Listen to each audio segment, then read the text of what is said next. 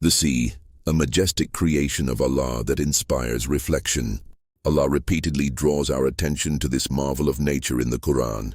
He says, "And He has subjected to you the ships, that they may sail through the sea by His command, and He has subjected to you the rivers."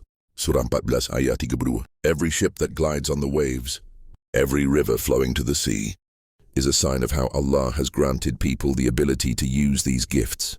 But what happens when a storm rises on the sea? When a wave covers them like shadows, they call upon Allah, sincere in their faith. But when He saves them and brings them to safety, they turn away. Surah 31 ayat 32. How often do we forget to thank Him for our salvation until we face difficulties again? The sea also reminds us of Allah's great wisdom. He it is who has joined the two seas. One is sweet and palatable, and the other is salty and bitter. And He has set between them a barrier and a partition that is forbidden to pass. Surah 55 ayat 9. Just think about it. Fresh water meets salty water, but they do not mix. This is not merely a natural phenomenon. It is a miracle confirming the perfection of the Creator.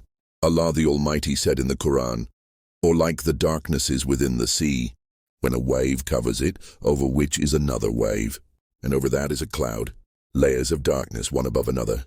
When one stretches out his hand, he can hardly see it." Surah An-Nur 4.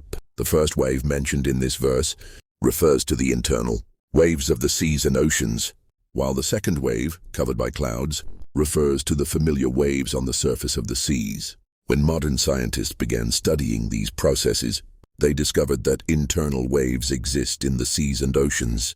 Allah has subjected the sea to us, making it a source of food and adornment. It is He who has made the sea subject, that you may eat from it tender meat and bring out from it ornaments which you wear. Surah Nas ayat 4. Every pearl, every fish catch, this is a blessing from Allah.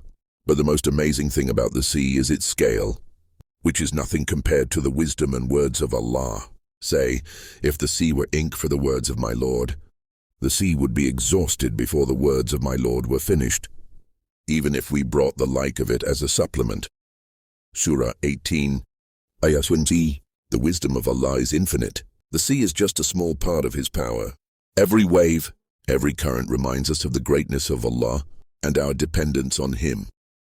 Let us reflect upon these signs, thank Allah for His mercy, and turn to Him with sincere prayers.